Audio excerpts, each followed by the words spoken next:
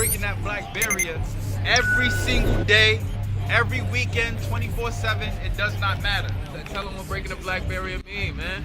What they look like? What is black, man? What is black? Copper Color Productions, man. The Copper Color King, Cash, Morals, and Money, man. Let's get it. Black King, stand up for understand what black is. It's the essence, it's the culture. We've been on this earth, you heard? The Bronx was called for Apache. Huh? The Bronx was called for Apache, man. Oh, last breed, bro. We bringing it back, last breed. Really forever flying in this bitch, man. For the ancestors, baby. For all the ancestors out there, baby.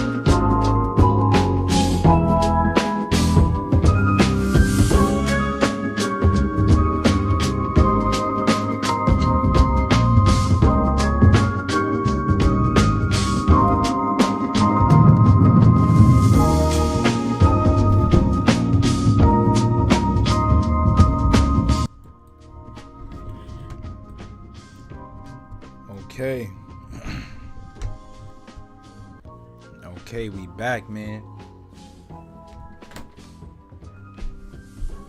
Copper Color King, we back in this bad boy with some more good content, man. We back with some more the Mongol and Tarter invasion of America. And I've been doing a lot of reading recently, and I've learned a lot. And a lot of this information, I gotta say, man, mind-boggling, mind-blowing. It's crazy to believe it, to even think about it. You know, this is some of the things that make history a part of what it is today. You know, like, we have this idea or theory that we supposed to believe what history tells us, but history tells us nothing but lies. You know, it's all cover-ups.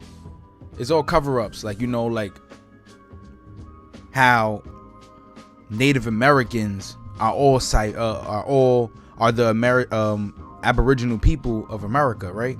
these Siberians, the Aboriginal people of America. One of the biggest lies told to us throughout history till this day. I could bet my bottom dollar on that. You see, what we learned from these last readings that we've been doing is that, in fact, these folks that we know as Native Americans, or these Incas, or these Aztecs, these aren't the Aboriginal people of America. That's one. Number two, there's many references on the land that we live on today that point in the direction of these people being invaders from overseas. You know, we all know that America, ancient America, is the true old world. There were people here dwelling long before any Aztec, any Incan, right? Any of the 5 civilized tribes. There were people dwelling here long before. We learned from the Mound Builders book that, like I said, we had a Neolithic period here in America. We had a Paleolithic period here in America. But they do not teach us about that. Why? Well, that would mean that there was civilization here in America. That wouldn't make this the new world. That would make this the true old world, according to their documents and their history. Right? History was told in reverse. History was told in reverse. Shout out Kuti Mayo, man. So real quick, I just want to introduce this live stream to y'all and what we really gonna be talking about today. You know, what we going into today. What's the hot topic? You know, what's the hot topic? Like I said, we talking about the Mongol invasion of the Americas. That's the hot topic. We going back into this book, ladies and gents. And it's a good one too. It's a real good one. I love it. I'm not even gonna lie, I love it. You know, I've been learning so much. It taught me so much, right? Like about the true name of Mexico, right? Mexico is known as Anahuac. Anahuac.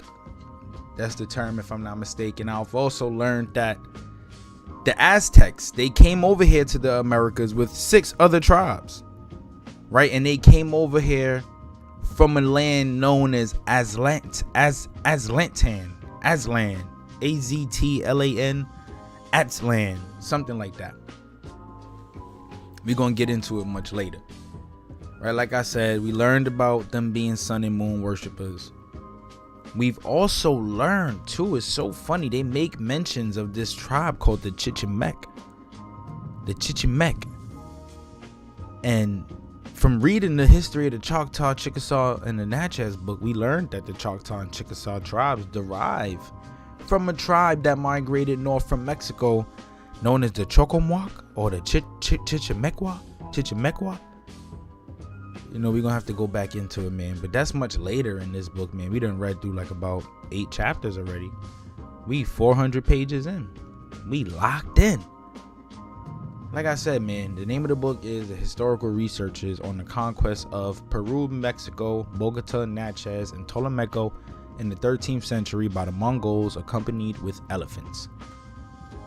Right? If you want to Google it, you could go Google it if you want. Go look for it. Or you could join the Patreon that we have set up. You know, and you could get this book already proofread, annotated, with all of the highlights and comments or whatever the case may be, that allow people who really don't have a strong attention span to better understand the book that we've read. Right? And when they make mention of the Mongols, they're referring to a group of people that people know now today as the Tartars. The Tartars. And who these Tartars are, right? Well, they say, according to history, in spite of this name, the Tartars were far from being uncivilized barbarians. For instance, they had a sophisticated administrative system that allowed them to rule their lands effectively. The Tartars are known to have one of the biggest empires known in history, but allegedly they were swept away by mudslides and conquests and dominations from other people, other tribes. You know, the Russians, you know, conquered them pretty much and took over their land, but their land stretched from Siberia all the way down to India and Korea.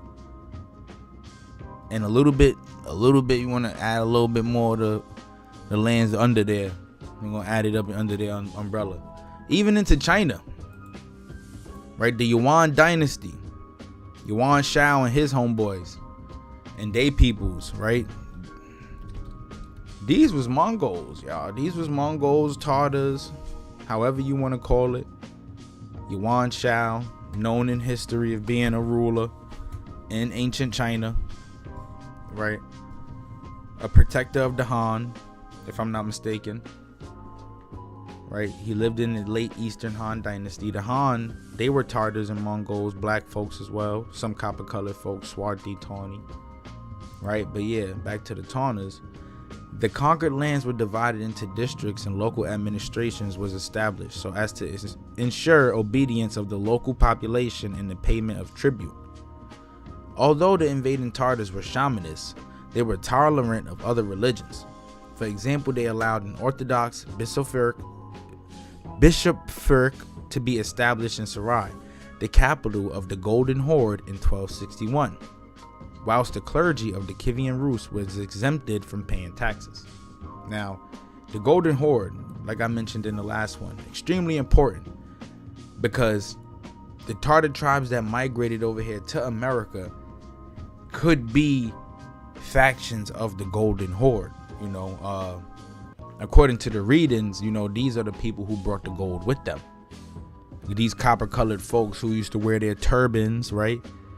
Their tarbushes, right? Their turbans or whatnot, and they came over here with all of this gold, and it pretty much helped them to establish this Inca Empire, right? This great Inca Empire, the capital of Cusco, you know, whatever the case may be, Quito, many different places that they've had under their umbrella, pretty much the entire South America at one point.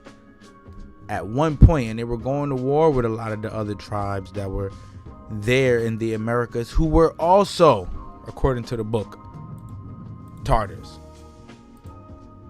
Right? That's the Golden Horde, these folks, right? So what do they say about the Golden Horde, right? The Golden Horde turns into Khanates. By the 14th century, the Golden Horde began to decline, and a century later disintegrated into 4 independent Khanates: Kazan, Astrakhan, Sibir, and Crimea. Crimea, the one that we know today over there in Russia.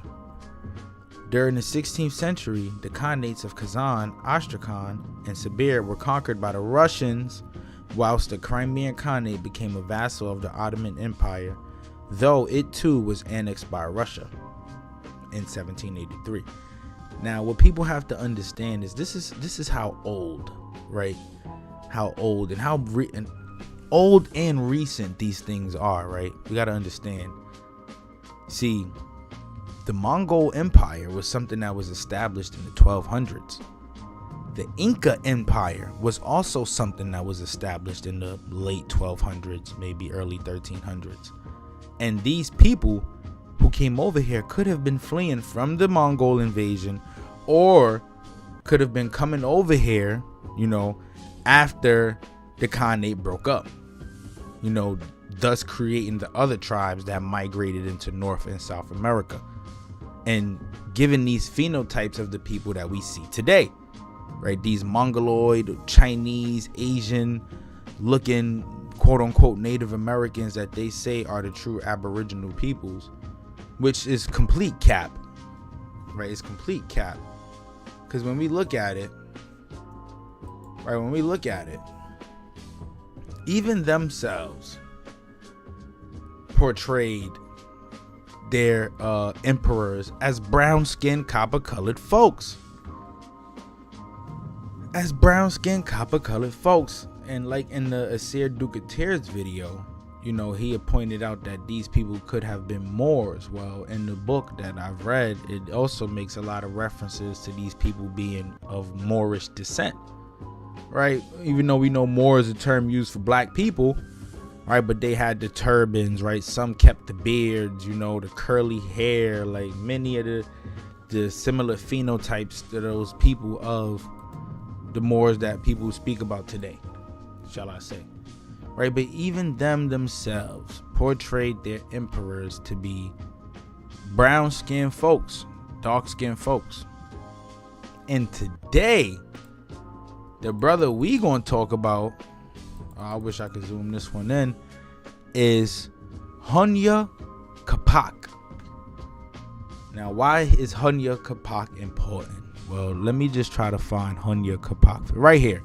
Huayna Capac, right, would be the 1, 2, 3, 4, 5, 6, 7, 8, 9, 10, 11, 12th Incan emperor before the decline of the Incan Empire. Now, if you watched my last live stream, I spoke about how I made a correlation between how the Khan went into civil war and how the Inca, their empire, also ended due to civil war. One of the biggest correlations I made, and this is why I say Huayna Capac was the last undisputed Incan emperor, because once Atahualpa and a guy named Huayna came into the picture, they fought over their crown, over who would be the ruler. And around this time, they have already made contact with the Spaniards coming from Mexico, right? Because they discovered Mexico first. The Spaniards discovered Mexico first and made their way to South America after. Even though Magellan was sailing over here, right, in South America, he didn't make his way mainland the way Hernan Cortez and the way Charles V folks did, right? They really stepped on the soil and really made their way and, you know, shook their way into the empire. As we see depicted in the portrait, the Incan Empire, it's still something that people in South America talk about today. They even have something called the Incan Empire Airport. The Inca Empire Airport. And with the Europeans, they pretty much kept the empire rolling, because after these emperors died off, right, they obtained the wealth and amassed their wealth and continued pushing the agenda, but from a new perspective. But right back to the important stuff, Huayna Capac, the last undisputed Incan emperor, the last undisputed Incan emperor before Huayna and Atahualpa came into the picture, right? And look, even today, right, this is in South America today. Look at this statue, right? If I'm not mistaken, this could be gold, right? It could be gold of their god Viracocha, right, in South America. Until this day, like, you find these things all over, right? Like a gold Incan llama talisman.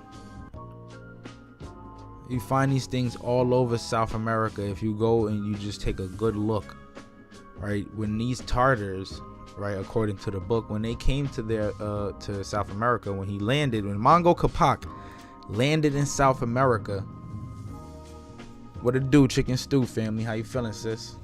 We in this bad boy. We talking about some real dope information, man. True ancestry, man. True history.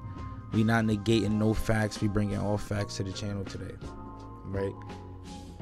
But yeah, when Mongol Capac came here to the Americas, what he did was he established many different temples, right? Many different temples where sun and moon worship could be practiced, because they were sun and moon worshipers, just like the Khan. Now, it's not like, this is why I always say, like, everything has an origin. In the book, even in the Mound Builders book, and in another book that I'm gonna bring to the channel, Races of the Americas, right, the many different races here in America, you had tribes all over the place worshiping different things, like emeralds and animals and the serpent worship, and some sun and moon worshipers, right? Different people, and who could have come from all over different places all over the globe, right? And in my opinion, ancient America being the truer world, they were already here, right? Just remnants of many late and extinct civilizations, right? Even like with the Maya, you know, the Maya, That name even comes from a Egyptian god Maya, or Hindu god Maya, if I'm not mistaken. So like we know, like everything has an origin. It's not like people wake up one day and just be like, oh, we gonna worship this, right? Everything has an origin. Everything comes from a specific influence. The reason why your grandma and grandpa went to church is because their ancestors, mothers and fathers and people who were around them influenced them to go to church. They influenced them to praise to Jesus Christ, right? They influenced them. They put them on. People don't just wake up and say, yep, I'm gonna worship a piece of toast and worship some eggs because that's what they eat for breakfast when they breaking their fast or whatever the case may be. Everything has an influence point. And when Mongol Capac came here to the Americas, he influenced the people that were here to become sun and moon worshipers. So this is why you have things like this still in South America till this day, right? These are all relics of the past, right? Relics of the true ancient past, right? Making note though, right? They even got a cliff with vital culture ahead for the vital culture. Their serpent god still poking out the cliff. References to the ancient past, but let's not forget, they were copper colored. Cuzzo said to me today, like, yo, bro, we might have to remind them on why we call ourselves copper colored. And I'm like, yo, bro, I done found a whole new meaning, right? To be copper colored, to be melanated, copper is a element that's in melanin. So everybody that got melanin, they are copper colored. Right, even though all skin ain't kin, because they did some ferocious things, they still copper colored, these Incas, right? And like I said, we speaking about Huayna Capac, right? Who was Huayna Capac? Right, the Inca emperor, right, from 1488 to 1527, the last undisputed ruler of the Incan Empire, the son of the emperor Topa Inca, which is actually Tupac Yupan Inca. That's his name, Tupac, right? The name Tupac been around since the 1400s, right? Actually, you have several people named Tupac with that name coming back from this time. And if Tupac has the blood of the Tarter, was named from the Tarter Incas, these Incas, then that means that name Tupac has an origin as well, right? Tupac, you know, something to think of. But he was the grandson of the great Pachacuti. He ruled during the time of the first Spanish contact with the Andean South America. During his reign, the empire was extended northward to the Ancasmayo River, the present boundary between modern Colombia and Ecuador, right? We're going to talk about this area, right? It's called Quito. Although the extent of Huayna Capac's conquests were substantially less than those of his father and grandfather, they took much longer. He was absent from the capital at Cusco for nearly 20 years. His prolonged absence and his preference for maintaining his royal court in the city of Quito, far to the north of the imperial capital, eventually generated a schism within the Inca state. Generated a schism, a divide, right? Last undisputed ruler, it generated a divide. So this is what basically some of the things that rolled over into Honseca and Atahualpa beefing, right? Huayna Capac died suddenly during the Great Plagues brought to the New World by the Europeans. His presumptive heir, Ninan Kuyuchi, also died about the same time, leaving the succession unclear. As a result, two of Huayna Capac's sons, Huascar, who was in Cusco, and Atahualpa, who had been with his father in the north, initiated the civil war that greatly weakened the empire just prior to its conquest by Francisco Pizarro, a Charles V dick rider. Ooh, I didn't say that just now, did I? Sorry, I didn't mean to. Sorry, YouTube. Sorry, I'm just speaking facts. I'm just speaking facts. Just other men rolling with another man's ambition. They have no drive of their own. But yeah, this is who Huayna Capac was. Like I said, he had 2 sons. And when their sons was involved, the Inca Empire pretty much broke into a civil war, and it decimated the entire empire from that point forward. Right, that was the end of the reign of the copper-colored Inca. Right, and Quito is basically a city and a capital of Ecuador. It is situated on the lower slopes of the volcano Pichincha, which last erupted in 1666 in a narrow Andean valley at an elevation of 9,350 feet. Right? The area was a market center and political frontier before its conquest by the Inca Empire. It was a market center and political frontier before its conquest by the Inca Empire. Before. So whatever tribe, right, we're going to learn about, as in a book, lived in Quito before the Inca, they already had some type of government popping. And all the Inca did was just came in and stole it. See, what we learned is that many of these Tartarian or Mongol-like tribes that came here to the Americas, they were fighting and beefing with each other. Fighting and beefing with each other all day. All damn day. Right? With nothing else better to do other than to invade and conquer each other's land. This is why I always say, like, these are Japhetic children. Japhetic children. They don't want peace. They just want war. There's no way that we could even believe now that the Inca is the mother culture of South America or of Peru. They can't tell us that in the history books no more. It's not true. It's not true. It's not true. All they did when they came over here was they brought whatever violence they were running from with them and initiated more violence here in America.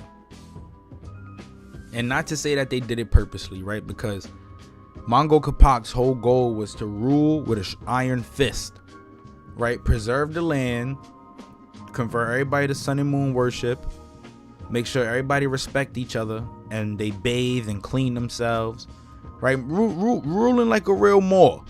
Not gonna lie. He stopped people from eating each other.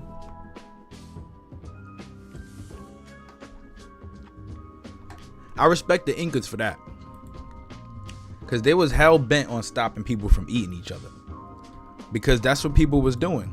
They was eating each other, certain people. Right? There's even myths saying that these Inca was giants, and it brings us back to the giants of the Tartarian Empire. Right? All of that, right, brings us back in that direction.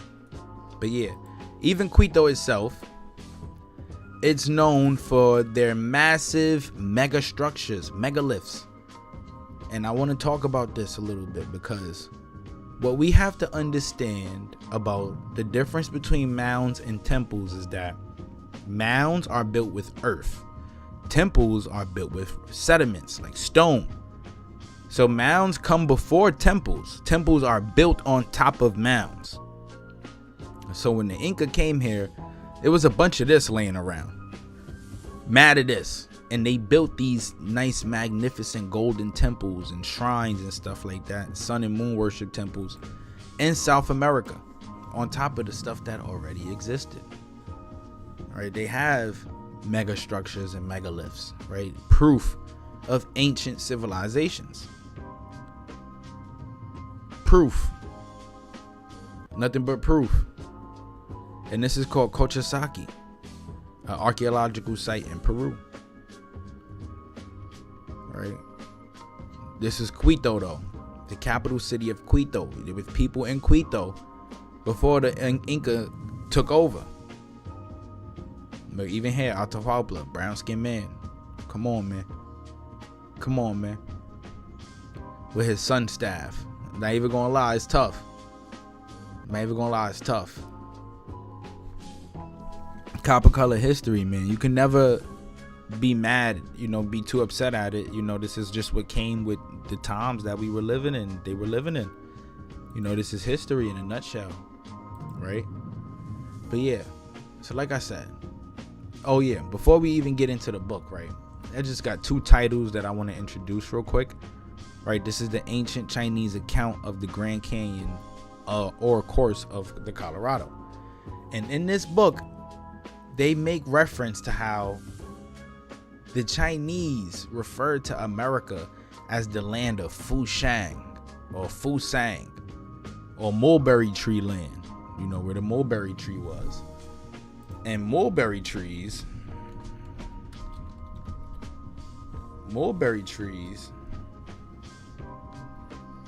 are all over. They're all over, but they're saying America is the land of the mulberry tree in this specific book right here, the ancient Chinese. And what they say is, right, they say, right, look, the ancient Mexicans likened North America to a tree, a stupendous mulberry tree planted in the land known to us today as South America.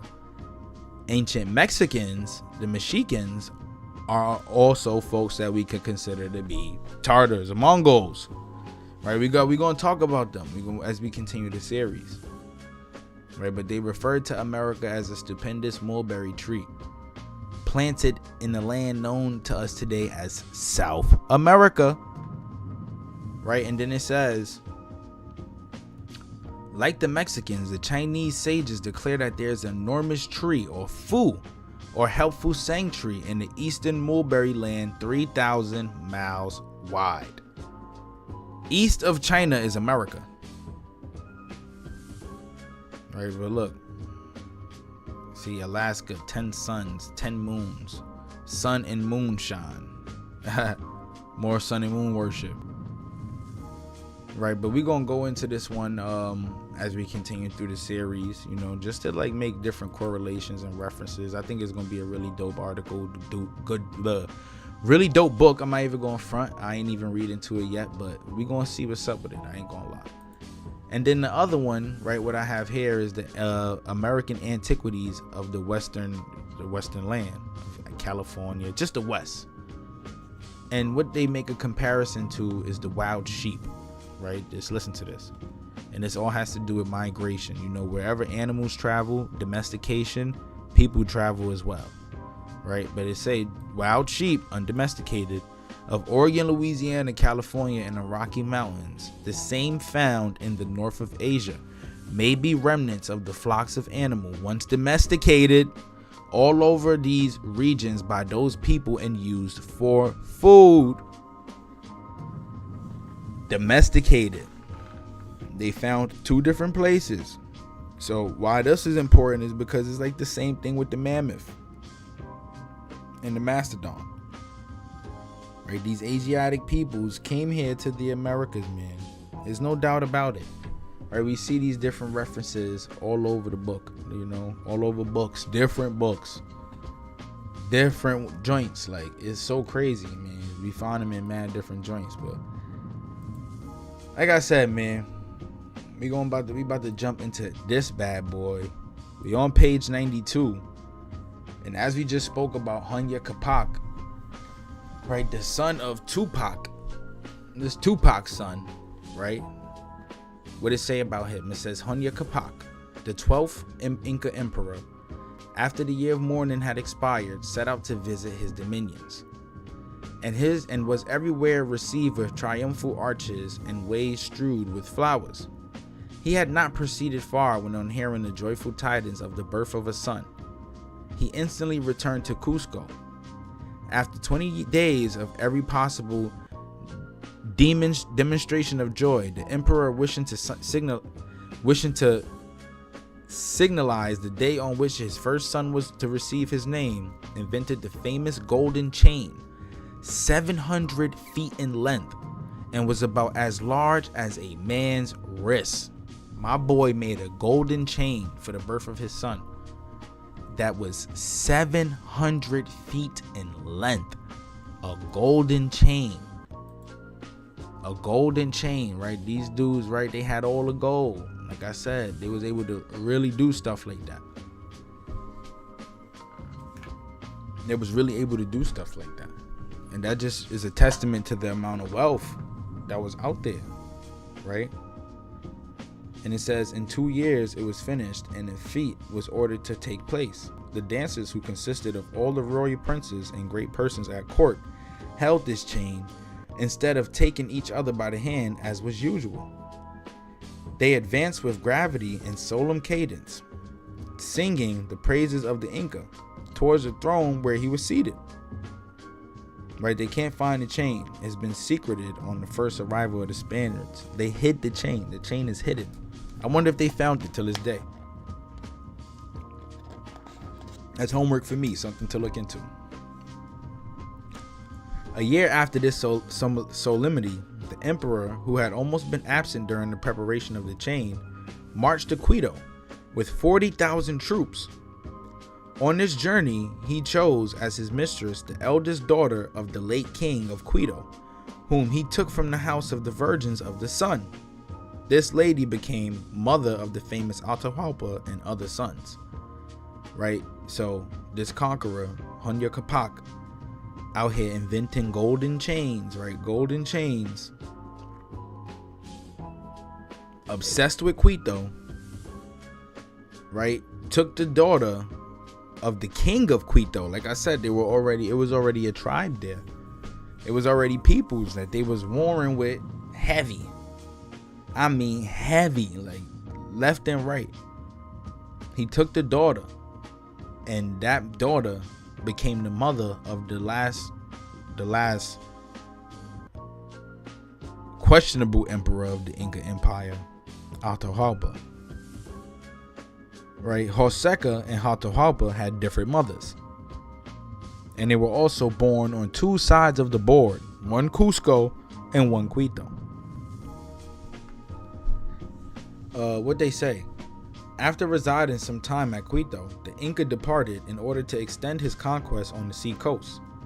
He arrived at Trujillo, the boundary of his father's victories. He summoned the inhabitants of these parts, and they readily submitted to his mild government, as did also the people of Tumbes and several neighboring valleys. 2 years were employed in making the aqueducts and cultivating those provinces, building aqueducts, irrigations, water systems, right? This knowledge already coming from what was taught to him, passed down to him, right? The Mongol Capac and them, when they came over here, or when they landed here or came to America, right, they already had knowledge of how to construct these things, right? So that knowledge comes from an ancient source. And what we learning from that ancient source is that them folks could be Huns and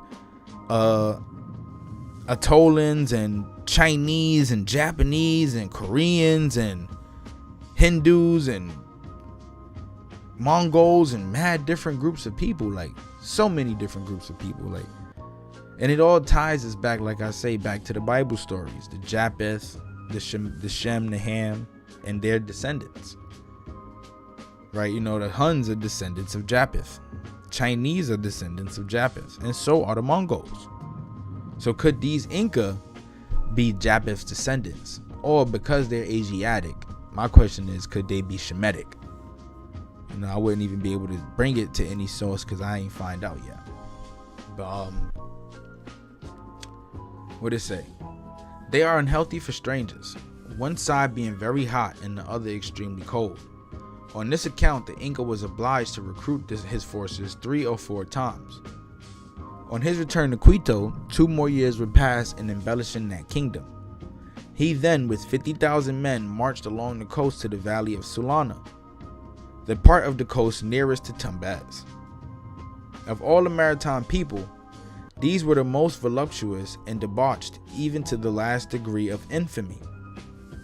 They wear upon their heads a covering, which they call a pilu, right? These Inca, they wear pilus. They adored lions and tigers, right, to which they sacrificed their blood. Sorry, these people of Tumbes, to which they sacrificed their hearts and blood of men. Their chiefs were generally surrounded by buffoons, musicians, dancers, and charlatans for their amusement. Different groups of peoples in the Americas, right? But tigers and and lions worship and hearts and blood and sacrifice and all of that stuff. That's crazy, right? That tie, all of that stuff has a source, right? It all has a source. And then let's just see, look what the footnotes say.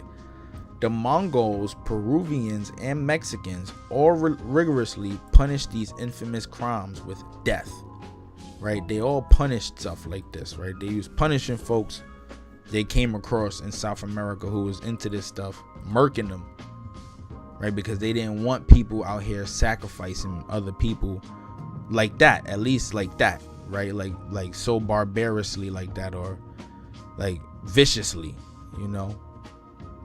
So what the Incas did was they like to keep it strictly religious, right? Strictly religious, like they still had some type of law. You know, there was law. There was common law within their empire. And this is why when they came across people who was into stuff like this, they killed them. They murked them, right? Straight up. No hesitation. Right, but look. They were, however, honored by their subjects. They were, however, honored by their subjects and feared by their neighbors. They expressed themselves as having no other wish than submit to the power of the Inca as their sovereign. Their example was followed by others along that coast, and also by the Chiuvani Kinu, the Comanches, the Jackals, the Jackals, and others that frontier, right? Different tribes over here, right? Different people submitting to the Inca rule. The emperor embellished Tumbes with a fine fortress, a temple of the sun, and a house for the chosen virgins, right? They would build a temple of the sun everywhere they went, just like the Mongols. Mongols built temples and Tartars built temples everywhere they went. Everywhere they dominated, and after their conquest, they built some type of temple for the people to worship, right? Because when they dominated, they also assimilated these peoples under their religious banner, and sometimes that was by choice. Speaking of these folks, though, the Jackals, right? The Jackals. No, that's an interesting one, something that's worth looking into. Right, but the Inca then proceeded to punish the nation of Huayna Vilaca, Puerto Viejo, who had massacred the establishment sent to govern them by the deceased emperor, his father. He pardoned the common people, but the ambassadors, captains, and chiefs who had deceived his majesty were decimated and put to death, by which proceeding the Inca proved that public justice and not personal revenge actuated him. The other principal instigators and their progeny were punished by having 2 front teeth drawn out of each jaw. Savage.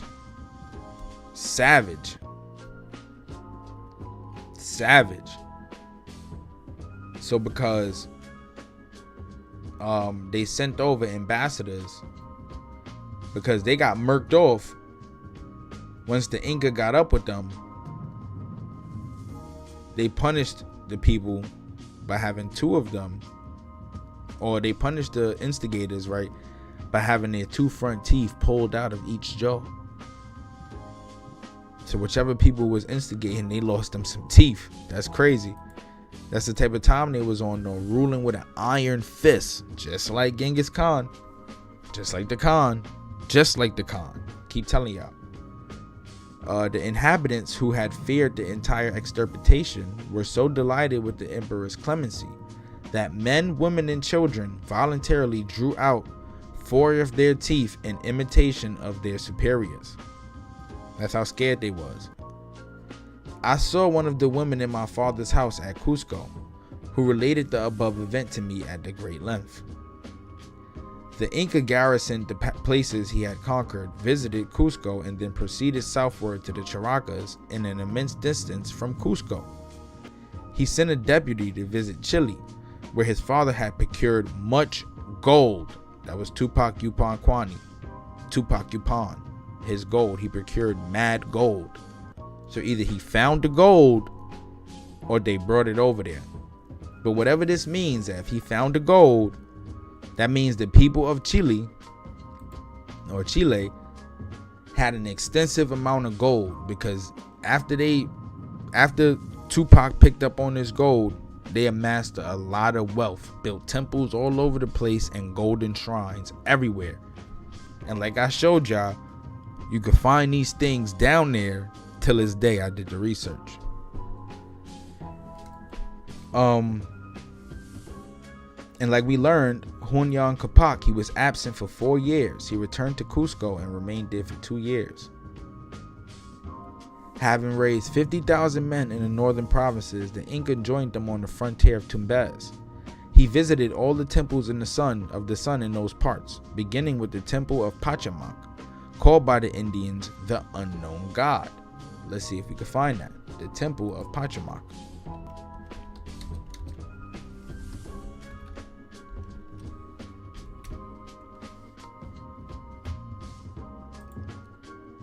Temple of Pachamac, archaeological site in Peru. All right, they got some facts on it. What it say? It's a large pre-Columbian ruin located in the Lurin Valley on the central coast of present-day Peru.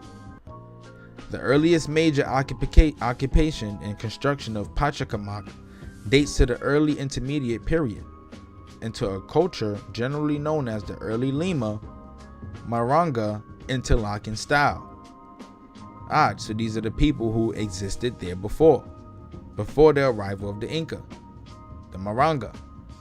The terraced adobe pyramid and temple known as the Temple of Pachamac belongs to this time and culture, and Pachamac's fame as the seat of an oracle probably began in the early intermediate period. What are they saying? So they saying this temple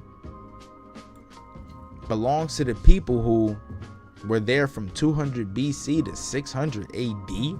That's not time of the Inca. That's not time of the Inca. And to be even more factual, right? To be even more factual, these people look like this.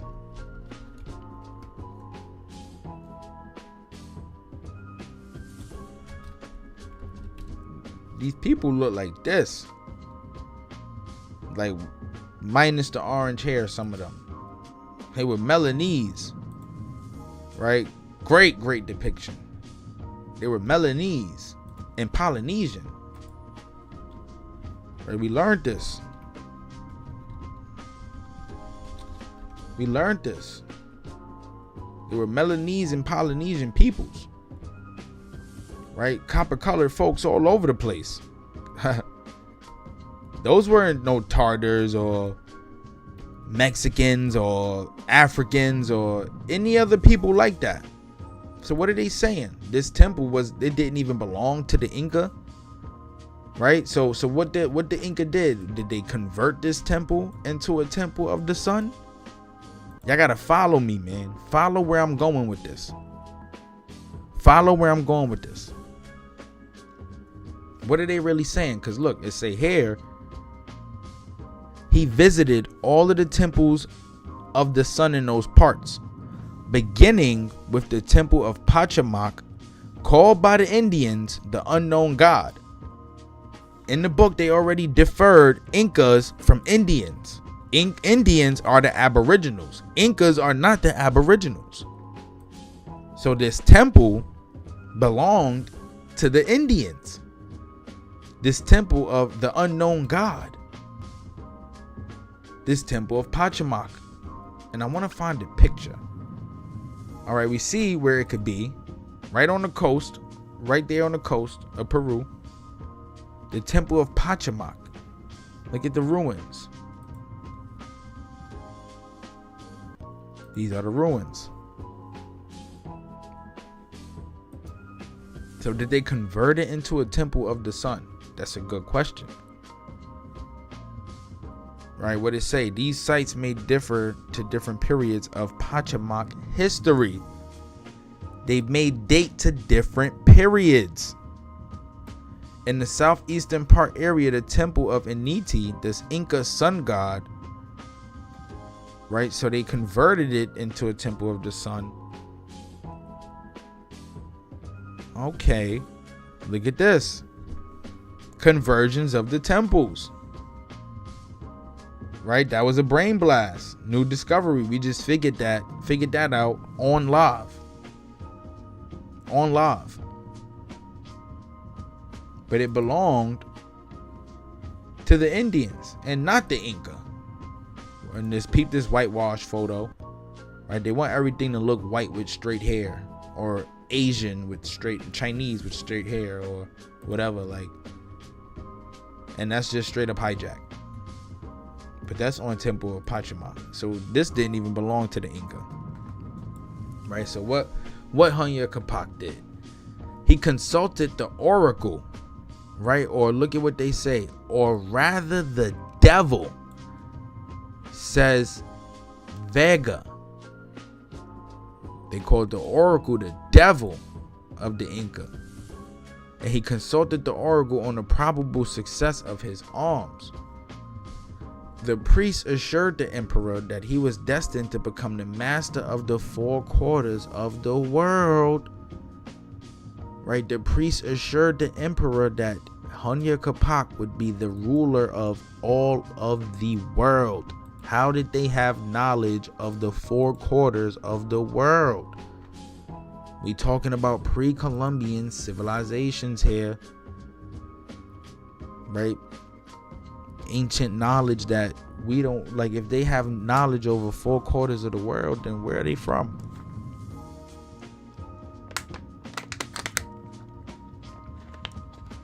Y'all get where we going? Where are they from? That's crazy, right? On arriving in the valley of Rimac, he consulted the famous speaking statue, whose reply was satisfactory. He then went forward to the valley of Tumbes and summoned the proud chief Tumpala, tyrant of the fertile island of Puna. A tyrant, he consulted with a tyrant, and they got an asterisk next to this, which means we're going to learn about this at some point. His religion and vices were the same as those of the inhabitants of Tumbes.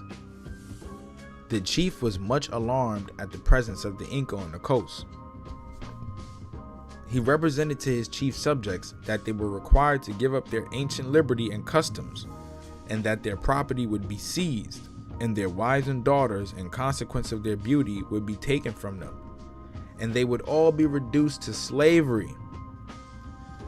Therefore, he continued, since we cannot oppose such an army, we must have recourse to stratagem and pretend to receive the yoke. And what they saying here is that Puna is an island 60 miles in circuit off the Bay of Guayaquil.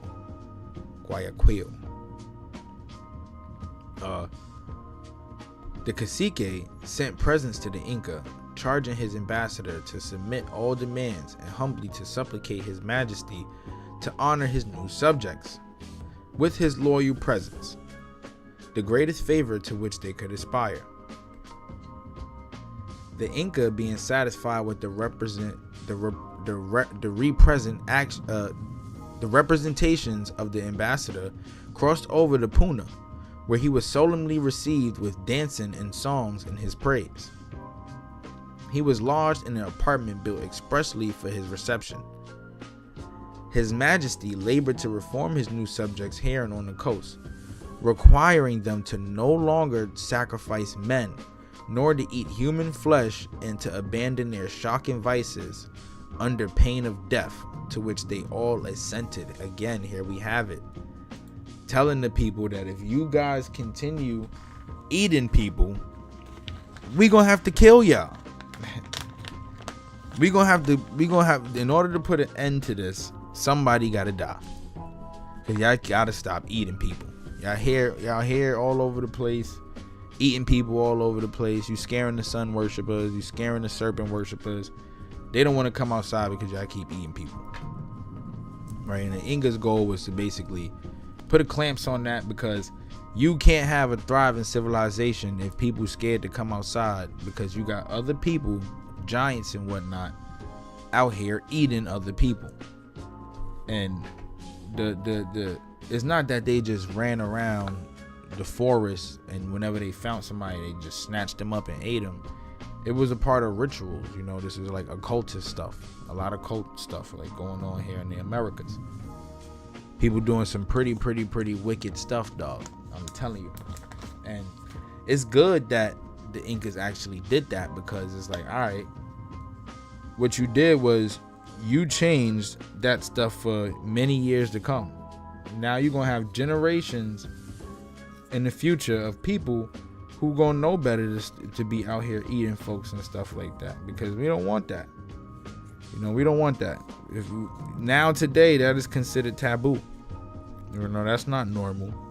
You're not about to sit here and ride the bus with a mother lover that you know out here eat your arms and legs for no reason, right? Not to survive, just for no reason,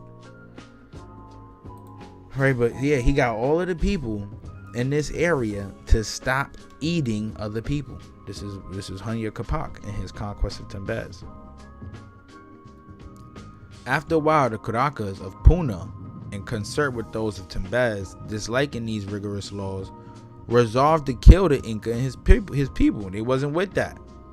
They consulted their gods in secret.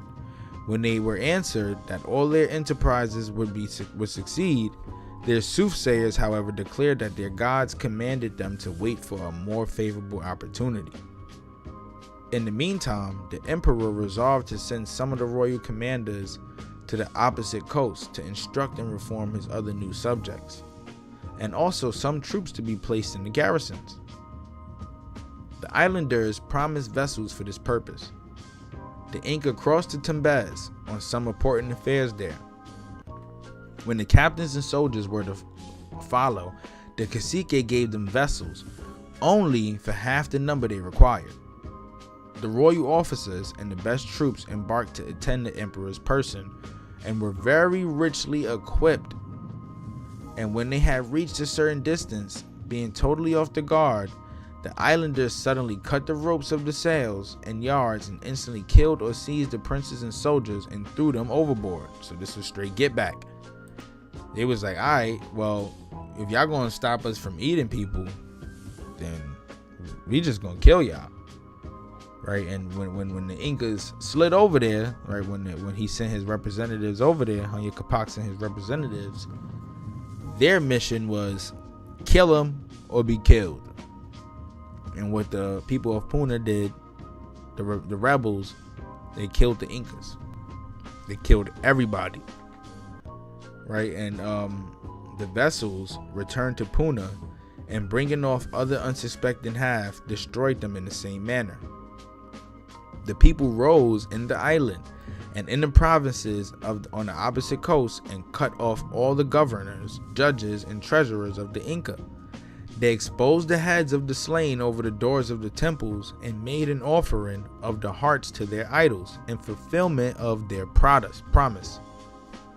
Right? They instantly, right? They chopped heads off and hold them up. Right? All of this stuff, right? Real vicious, nasty things going on, right? This is all pre-Columbian, right before they made contact. This is the things that was going on amongst the Inca Empire, and this is some of the things that they were trying to stop from happening. That were like here on the land, right? These people that were living here on these lands were like into some pretty nasty stuff. Truth is. So this is why I tell people too, like, all right, well, before you go on Instagram and follow that post that say that, you know, you're a descendant of an Aztec, which may be true. It can be true, because that can be maternal. I want you to understand, those people are the same people who were doing blood sacrifices. Aztec, what you know of, is not what you know of it to really be, right? They think that those are the people who were the black folks here in America already. No, those people are invaders. They came from a different part of the land. Aztlan, right? This is the land that they're claiming that these people came from, the ancestral home of the Aztec people. And this is Southwest America. Aztlan, Southwest America. right? That's what it is. That is what Aztlan is known as, Southwest America, the Grand Canyon area, right? It's crazy to think of it, right? It's crazy to think of it. We learn these things, man. It's all facts. These are all facts. When you hear it from different perspectives and different books, you know, and they all saying the same thing, different authors coming from different places, published at different times, and they're not quoting each other. These are all off of archaeological findings, right? And stories that had just been different stories all over time, right? But what it say? When the fatal tidings of the death of so many princes of the royal blood and other persons eminent in the military and civil affairs of the state reached the emperor, he was profoundly afflicted and put on mourning, which according to the custom of his ancestors was the color called mouse gray. After his affliction had somewhat abated, he first took ample vengeance on the provinces of the mainland. He then sailed over to Puna and easily overcame the resistance offered upon the sea. On landing, the principal authors of the rebellion were seized. The emperor ordered one of his officers to inform them that their crime was of such nature as to preclude him from exercising his usual clemency, and he commanded that those rebels should be instantly killed or flung into the waves. Others were impaled for having fixed the heads of the slaughtered princes upon spears, right? They impaled them. The same folks who chopped off the heads, they impaled them and exposed them over the doors of their temples. Some were beheaded and quartered. Others were hanged or killed with their own arms. This was done by the Inca. This was in rebellion. Because remember, those folks in Puna, they beheaded those Inca representatives. And the Inca got back, and you know, they ways of get back, man, this is crazy stuff. That's why I always say this type of stuff is stemmed from somewhere. And according to my research, I know of many different tribes and peoples to be doing stuff like that over there in the European world, in the Asian, in the Chinese world. According to history, beheading and all of that stuff. According to history, everything has an origin point. So these were the things that they were doing, right? This is how they got people in check. Like, we gonna check y'all out. We gonna check your temperature. This is how they did it. After these transactions, the emperor commenced a causeway upon the bank of the Guayaquil River, then enjoining his subjects to obey the governors who were left in the fortress of Tumbes. He departed. On his road back to Cusco, the chiefs of the provinces presented him with many of the best and most curious productions of their country. He received from one of the chiefs a lion and a tiger, the finest he had ever seen. Lions and tigers here in America. They were tributed to the Inca, right? They were in love with lions and tigers, right? Who else was in love with lions and tigers, right?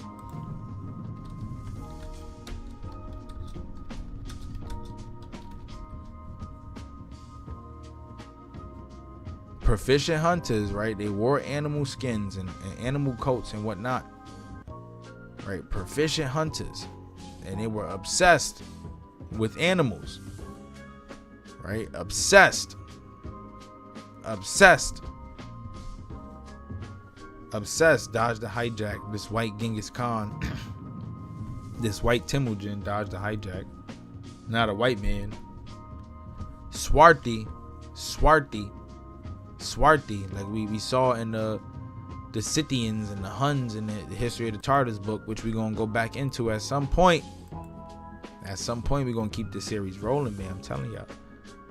Right, the emperor, on his arrival at the capital, found the fortress nearly finished and put his own hand to some part of the work as an example to encourage the laborers. After 4 years had passed in visiting his eastern and southern possessions, Huayna Capac departed with an army for the conquest of the provinces and all of the coast north of Tumbes. But on the road to Quito, he was informed that the great province of the Chachapoyas was in revolt and had killed the governors and commanders and some of the soldiers, the rest being made slaves. On this, the emperor concentrated his troops and sent an offer to pardon the rebels if they would return to their obedience. This proposal was received with insolence.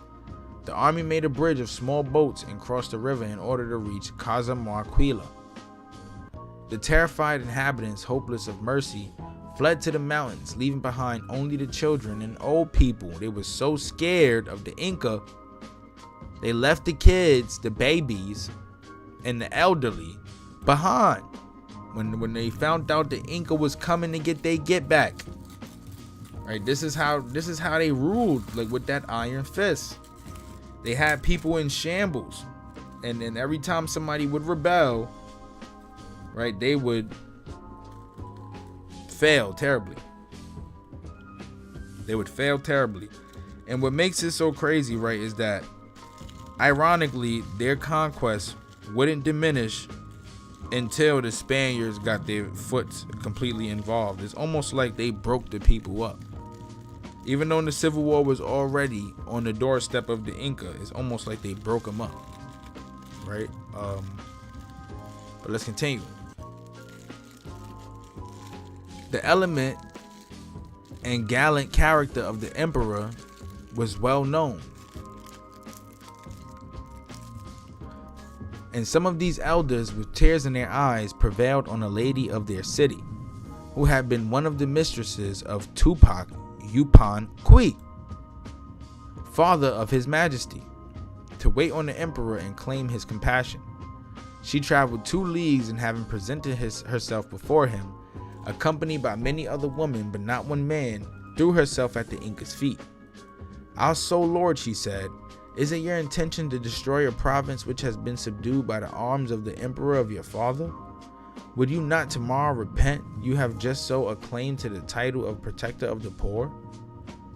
If pardon cannot be granted to their rebellion, and as they have laid down their arms, take compassion on them, and the reputation which the sense of the sun justly enjoy for their humanity will be crowned by such virtuous forbearance." Right? She's asking for forgiveness. She's saying that your reputation, you're a protector of the people. The Incas are protectors of the people. So how about you spare us? You let us live, and everything will be okay, right? She said, "Great Huayna Capac, have pity on us, on our fathers, our husbands, our brothers, and our infant children." Huayna Capac stood silent, but being affected by the tears of the woman, he approached Mama Cuna and made her rise from the ground. "That tomorrow I shall regret an act of severity is certain, and it is to your prudence that your nation will owe their lives and fortunes. Return to them with these tidings, and if you find that they can be grateful for my kindness, I empower you to grant them in my name any other favor you may think right." Right? Moving like he's God. Right? This is why that sun and moon worship stuff is crazy, because according to the sun and moon worship, Mango Capac said he was a child of the sun, basically saying he's Jesus Christ. Right? Easter, Easter, and all of that, all the correlations all over the place, man.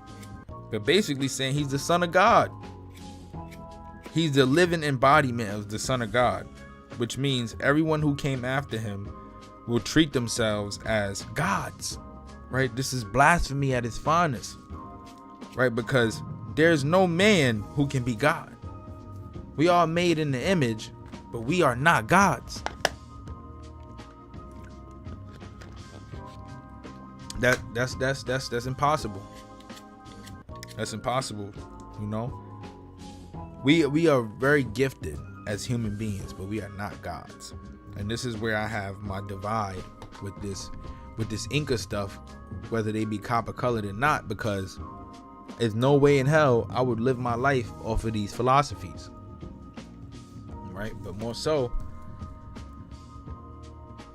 what he said: "As a proof of my sincerity, you shall be accompanied back to your town by 4 Incas, who are your own sons and are my brothers, attended only by a few officers proper to be reestablished order, but not by any soldiers.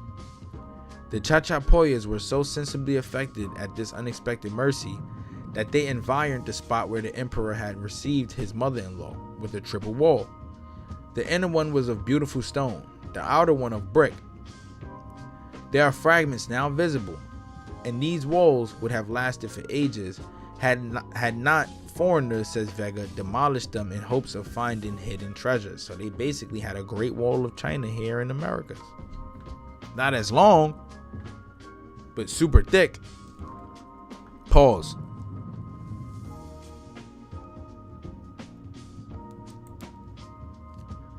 Here in the Americas though, something ancient, but it was destroyed by excavators. People digging for treasure hunters. Right? The emperor now proceeded to the province of Manta.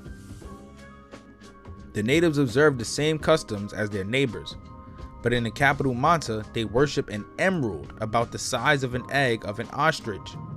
Right? This is the egg of an ostrich. I had to really look at it. I'm like, Jesus Christ, right? They worship an emerald the size of an egg of an ostrich. So that was a pretty big emerald. But worshiping an emerald is crazy.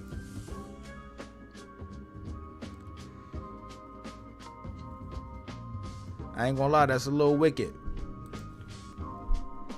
That's a little wicked, I ain't gonna cap. They out here worshiping emeralds. Worshiping an emerald is crazy. Right? They count, instead of people worshiping the sun or worshiping deities and animals and idols, right? We got lions and tigers, right? We have emerald worship. Emerald worship, like I told y'all. In America, and this is not the only place you find this at.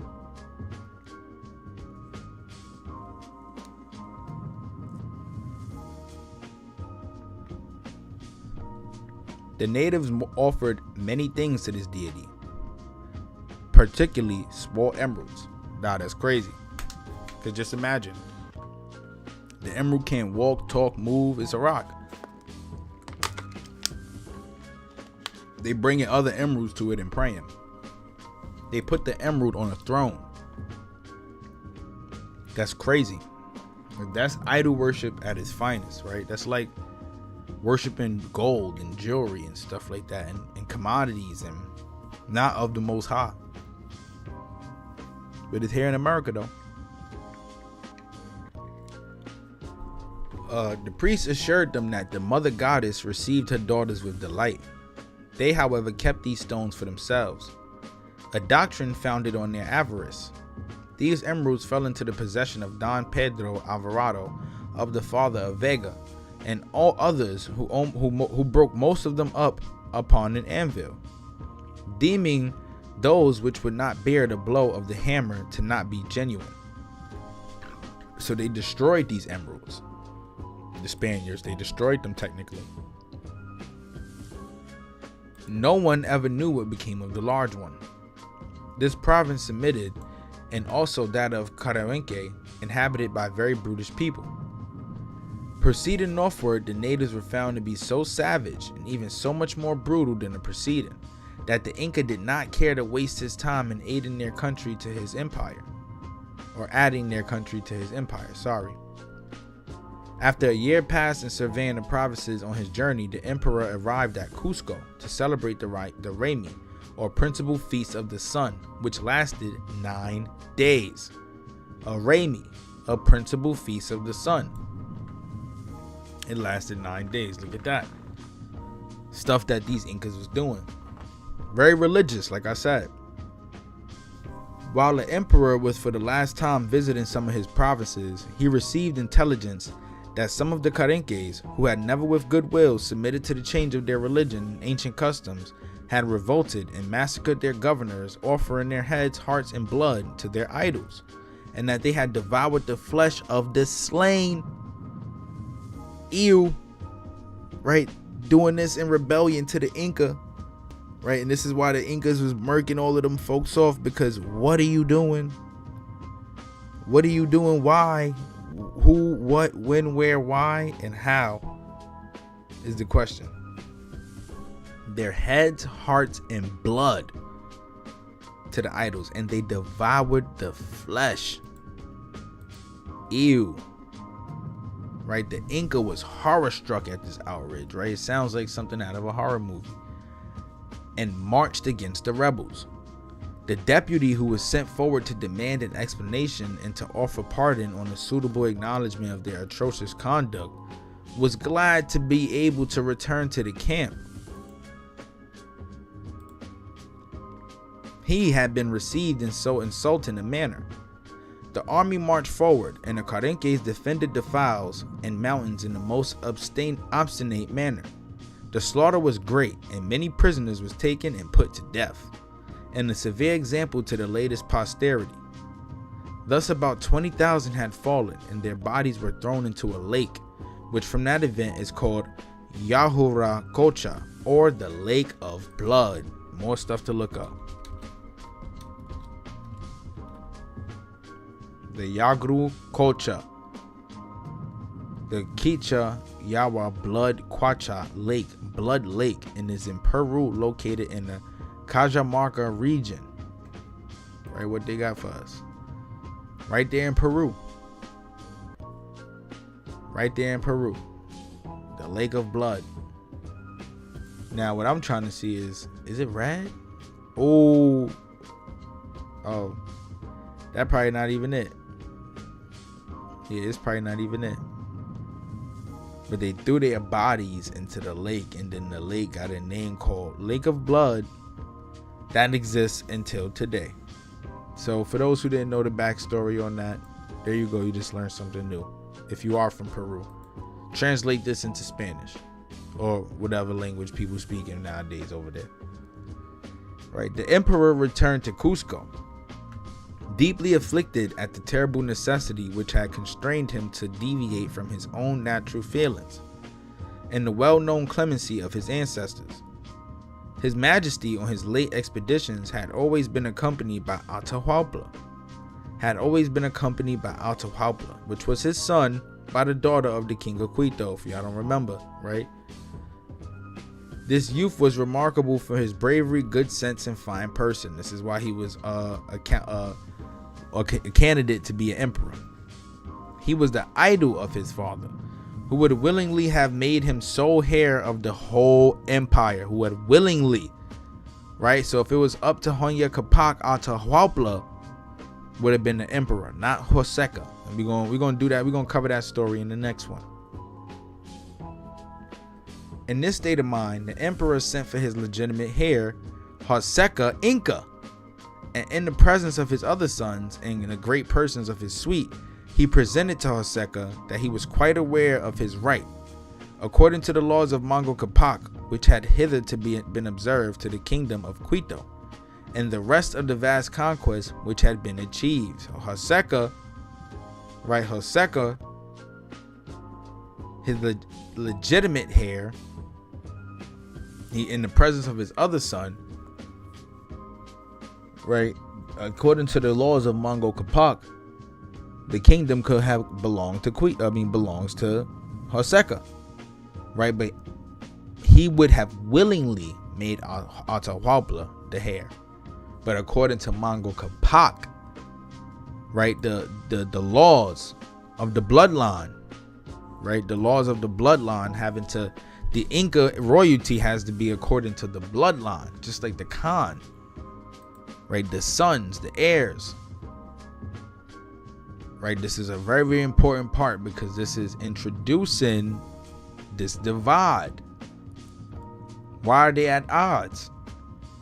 Well, we see why. Right, but what it say? Like we said, where we stopped at? Sorry, y'all. Okay, yeah.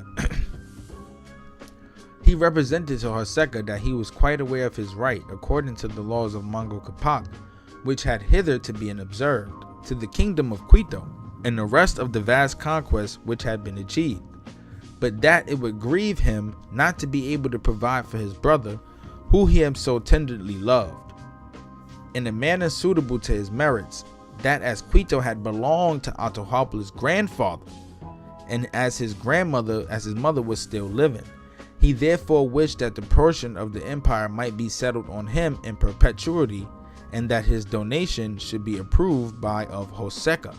Right? He believed that because his grandfather and grandmother were from Quito, right? They were from Quito, that the bloodline would belong to him, and that it would be approved by Hoseka. That Hoseka wouldn't, he wouldn't be upset. He thought that he would approve it, right?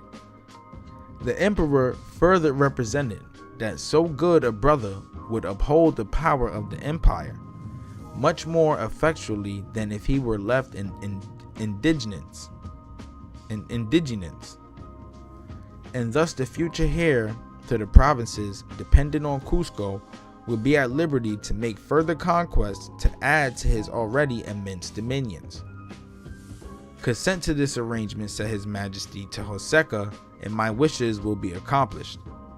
I shall then retire contented from this world to repose the other with our father the sun. Right? Still believing that they children of the sun. Right? The sun worship, right? But now they believe that when they died,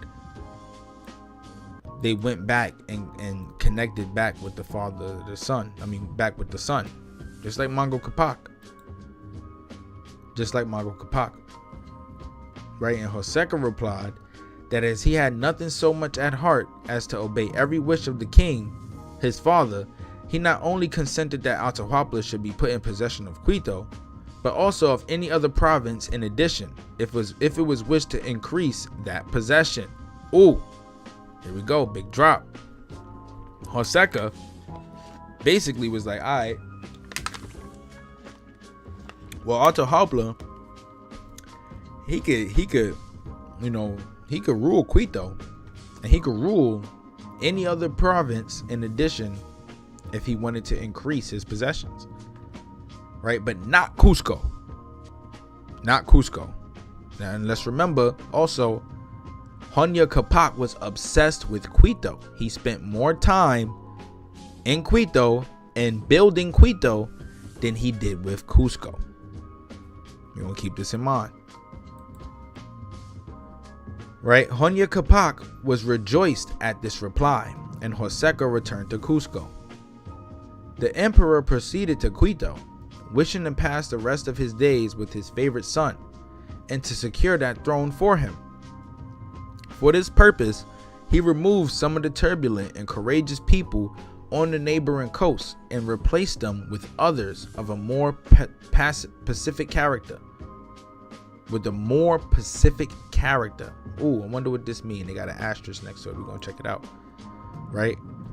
When this emperor marched from Cusco to subdue the kingdom of Quito, he, from the impediments caused by the mountainous nature of the country, found it an arduous task. But on his achievement of that conquest, his new subjects, to do him honor, constructed a surprising road over the mountains. For a commodious communication between those capitals. It was wide, and so even that a carriage might be driven upon it. Rocks were leveled, and valleys of 20 toises in depth were filled up. It was 500 leagues long, and there were buildings and storehouses the whole of the way. Right? In many places, there were commodious platforms, and in others there were stone stairs, in order that the Inca might be borne along in his chair arm as easily as possible. Right, carrying him in the chair. They was carrying him in the chair, right? Just like what we seen in Emperor's New Groove, right? They carrying the Inca in the chair. For some of these prodigious heights, the emperor surveyed with admiration and delight the immense and wonderful surrounding scenery, which presented to his view regions of snow on one side and verdure on the other. During the wars with the Spaniards, the road has been much destroyed in order to render the passes as difficult as possible. We found at heights surpassing the peak of Tenerife the magnificent remains of the road constructed by the Incas. They even knew how to build roads. Right? They built roads over mountains. Right? That allowed them to sightsee right? You could only sightsee, right, from high points, right, from peaks. They were able to see the mountainous regions where the snow was, right, and everything else that was grassland,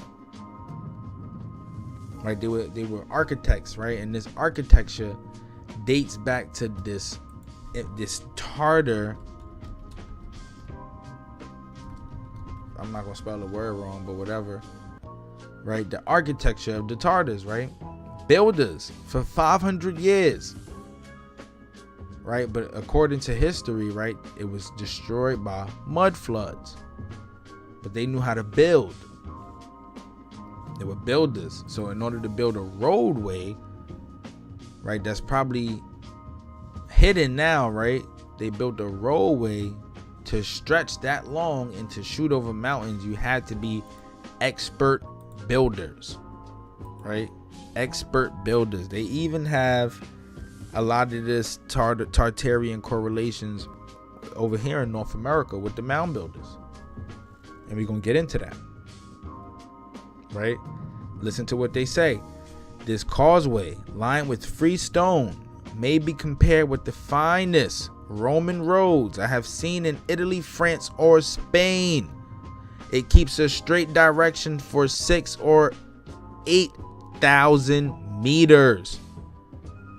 Right? Who built the roads in Italy, France, or Spain? Right? Moors, copper colored people, builders.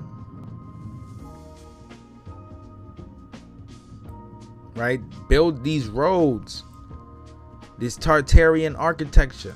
Moors, black people. Right? Builders. Right? Let's continue, man. We cooking. We observed a continuation of it again at Casamarca, 120 leagues distant. Another road. This one is 120 leagues.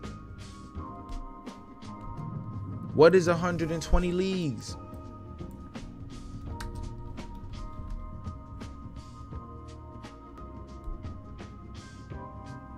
All right, what is it? Somebody, if y'all could drop it in the comments, man, let me know. I'm not going to spend too much time trying to figure that out. But 120 leagues, B, that's like they builders, man. This is crazy. Right? Like I said, it's constant connections back to these Tartarian empires. And if we want to take it there, right, back to the Japhetic, Hamitic, and Shemitic tribes.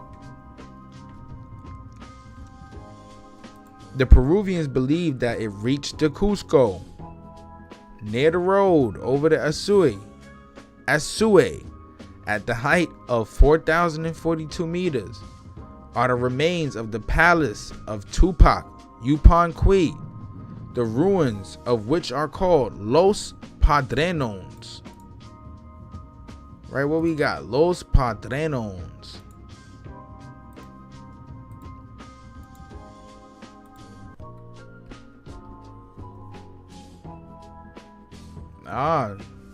Ruins of Tupac Yupanqui's temple. Right, leftover relics of the past. Ancient relics of the past. Incan administrative center. This is where the administration was. Los Predones. Right? The palace of Tupac Yupanqui. On the Inca's second visit, a road was constructed through the flat country, marked out by posts over the sands, the salt flats, and through the valleys leveled for that purpose. It was planted with fruit trees and walled in some places, and was 40 feet in breadth. When His Majesty traveled, these highways were strewed with fragrant branches and flowers. These astonishing laborers were not surpassed by the famous works of the Egyptians and the Romans. Tartarian.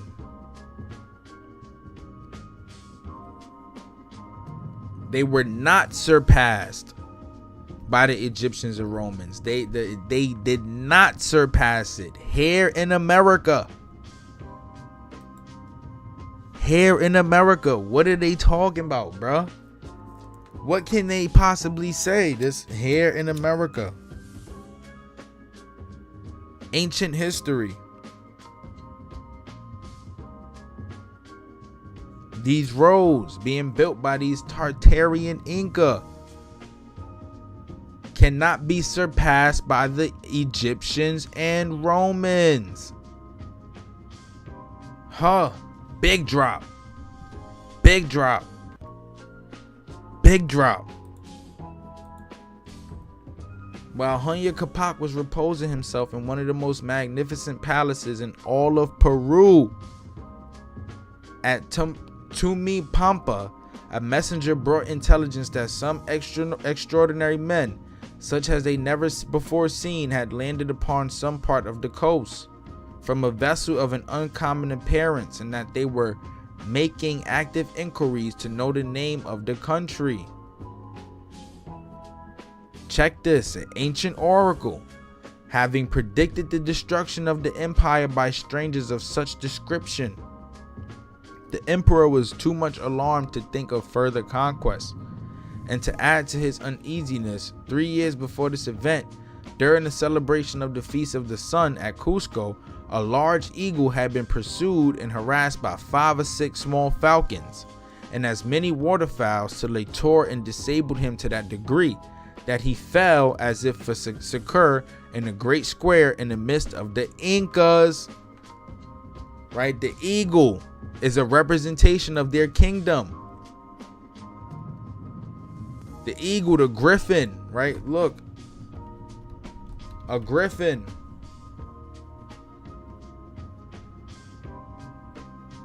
The bird, right? The body of the tail, back legs of the lion, right? A legendary creature with the back legs of a lion, head and wings of an eagle.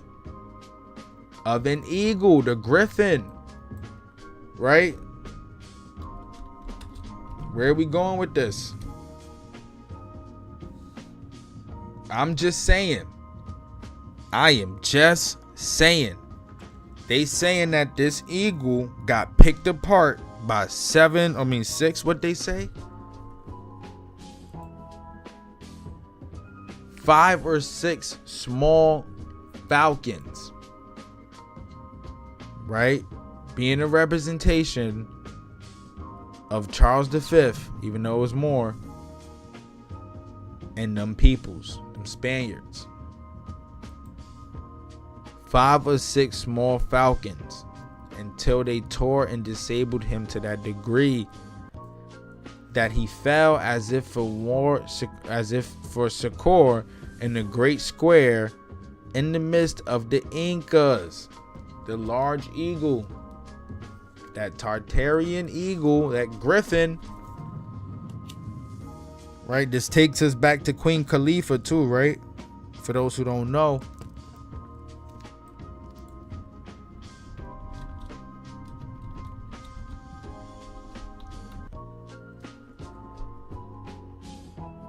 Queen Khalifa is even represented being alongside these eagles and griffins. Right, this brings us to California. That's how far this stuff stretched. And what they said, these tribes and nations, the Aztecs, Mexicans, some of South America's tribes, they date themselves back, their origins back to Aztlan, the ancestral home of the Aztec people. Right? Look, Chicanos and Mexican Americans, that eagle, right, brings us to Southwest America. Queen Khalifa, the Tartars, all over the place.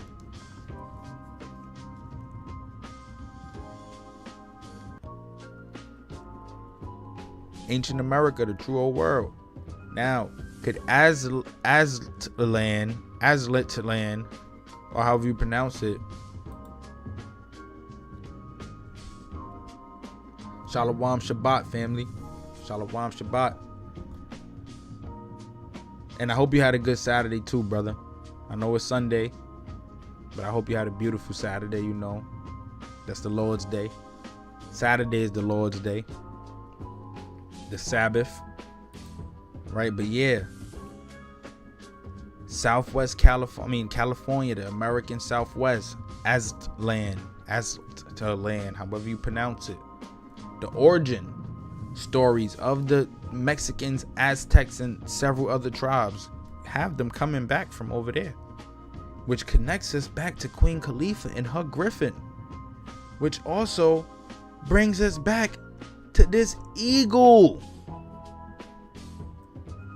So what do they mean? The eagle is being torn apart, a representation from their oracle.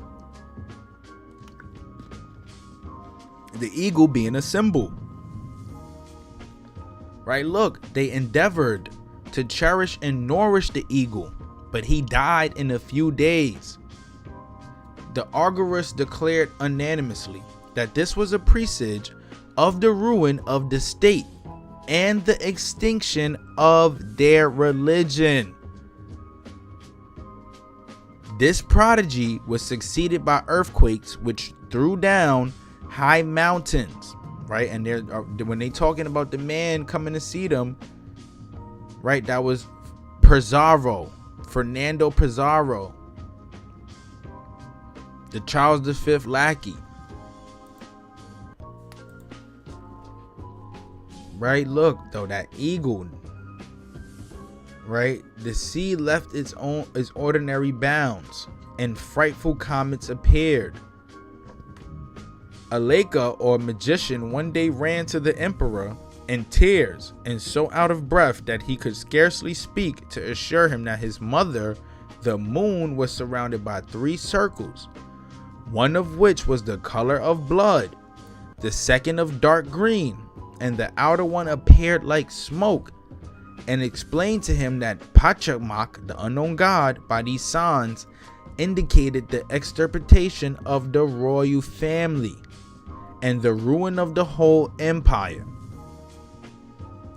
Although Huayna Capac was not insensible to these omens, he would not show a want of fortitude. "Out of my sight," said he, "thou hast dreamed all this nonsense about my mother the moon. I will believe none of you Augus, that the sun will permit the destruction of his children, till Pachacamac himself assures me of it." The Inca, to provide for misfortunes, raised a fine army consisting of the best troops in the garrisons of the empire. He ordered all the soothsayers in the different provinces to consult the oracle of Rimac, and particularly the great Pachacamac, regarding the interpretation of these commotions in the elements. He asked the people, go see the oracle and speak to the gods about these ending of an empire stories. And guess what this connects us to? This is how crazy this stuff is, right?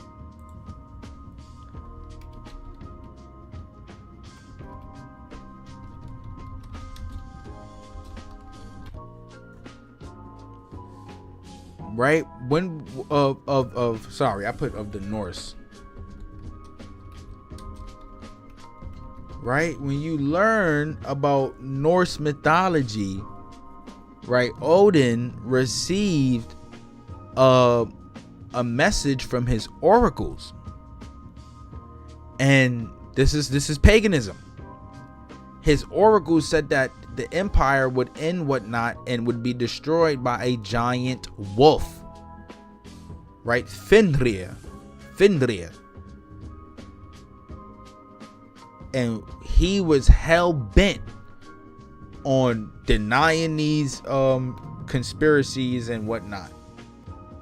And this is like paganism, right? These are the similarities of paganism. So basically, you could say that Huayna Capac and Odin, these stories connect. They connect, right? They connect. Odin in Norse mythology. Odin was the All-Father, right? And what they say, Yggdrasil, the world tree, he went to the Yggdrasil and he sacrificed an eye, something like this. He lost his eye. He sacrificed an eye for wisdom and knowledge, so that he can know how to prevent the destruction of his people. Right? Look, he quenched his thirst for wisdom. It stems from Ragnarok. Nordic tribes held the belief that the universe went through a cycle of birth, death, and rebirth. Ragnarok symbolized the end of the cycle of time. It was considered the doom of the gods, a time when the Norse gods, including Odin, would be consumed by chaos. Right? He had a Odin Ragnarok vision told to him by the oracles. That's how similar this stuff is.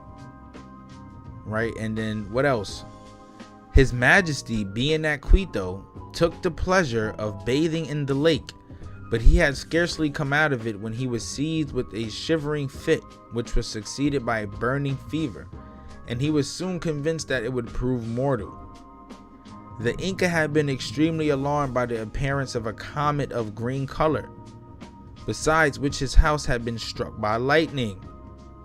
The priest, the philosopher, and the magicians were certain that the destruction was at hand, but would not alarm the public mind with these direful tidings. The Inca, finding himself near his last hour, commanded his family and all of the great officers of the state to come into his presence. The sun, he said, revealed to me that I should be called from the lake to repose in heaven. Right? They believed the comets foretold the death of kings and the destructions of empires. A Ragnarok revelation. Right? He said, after I am dead, I desire that my body may be opened, as is customary, and that my heart and entrails may be deposited in my beloved city of Quito. He wanted his body, his blood put into the city. Right? He was obsessed with Quito. My body must be transported to Cusco and placed with those of my ancestors. Then, addressing the royal family, above all other considerations, said the dying monarch, regard the care of Atahualpa as the most sacred. Atahualpa, the most sacred. Remember I said this. Atahualpa is regarded as the most sacred. I leave him the kingdom of Quito. Obey him in all things, for he will command you in nothing but what I have revealed to him by the order of the Son, our Father. He left the kingdom of Quito in the hands of Atahualpa, whose family is from Quito. Right? And he left behind Huayna Capac 200 sons and daughters. Right? Who could be many people could be ancestors of this bloodline. Many people. Right? This is why I say be careful what you share on Instagram, because you wouldn't know. Right? Because history has been told in reverse and they've left so much stuff out. So yeah, you could say you could be a descendant of a Tarter, of an Inca. Is a possibility. A lot of people for that matter. Right? He left behind 200 sons and daughters. Right? And in the footnotes it says, Vega gives long extracts from Cieza de Leon and Gorama regarding the great care which they exert. Huayna Capac took to enjoin obedience to the white and bearded men who were destined to conquer the world. This notion he pretends was his own also, and it was inculcated by the Spaniards. Right, and we ended one there. So, woo, we just learned a lot, man. We just learned a lot. We just went over a whole lot. That was a lot of smoke just now. I'm not even going to cap to y'all. I'm not even going to cap. That was a lot of smoke. And this is why I said I wanted to go into it. I wanted to dive into it because it gives us the understanding that we are looking for when we talking about history. Right? The oracle telling Huayna Capac, right, that the eagle would be the representation of their eagle. Once that eagle got plucked away, that was the ending of their empire. And that eagle being the symbol of their empire. That same eagle is also the symbol of the Tartarian Empire, the griffin. The body, the legs of a lion, and head and wings and stuff of an eagle. Right, these Incas, right, passed their entire royalty throughout the bloodline, right? And they've conquered many different lands, encountering many different peoples who had many different belief systems, some of whom were all copper colored, right? Melanated people. What is black when we come from all of this? Right? This is what black is. This is black history at its finest. You can't say it's nothing else, but if you want to talk about Martin Luther King and Malcolm X, that's fine. I'll go deeper. We could go deeper. This is black history because these people are copper colored. Now, like I said, we was going to go through the list of emperors, and as we see, you can't even really see. It's a little blurry, and my apologies, but here's Huayna Capac right here. Huayna Capac being this one, and then we got Atahualpa and Joseca, and this being Carlos Quinto, Charles V, and after Charles V, all of these mixed race other individuals and Europeans or whatnot. Inca emperors. Inca Empire plays a huge role into American history because they are a representation of the tribes and factions who dwelt here a long time ago. A long time ago. And I want people to remember that and understand. Remember that and understand. Sorry, y'all. Remember that and understand, man. This was the conquest of the Inca, Huayna Capac, the Mongol and Tarter invasion of America. I hope you guys learned a lot from this one. I hope this was an informative live stream. I hope this provided a lot of insight into those who are researching into the Tartars or who see videos of the Tartars and people talking about the Tartarian Empire and whatnot, where they come from, the connections of the people, and even so, the origins of the tribes here in America. We're going to talk about a lot more of this stuff as we go through all of these books, man. We're going to keep reading, keep getting up on this information. And if you guys actually want to support this channel, to support this brand, what we did was we created a coloring book. Right? We created a coloring book. And it's out now on Amazon. I'll give you guys a preview real quick. It's called Copper Colors, coloring book for the copper colored community. 26 pages long, and it's a really good book. I mean, we put some work into this one.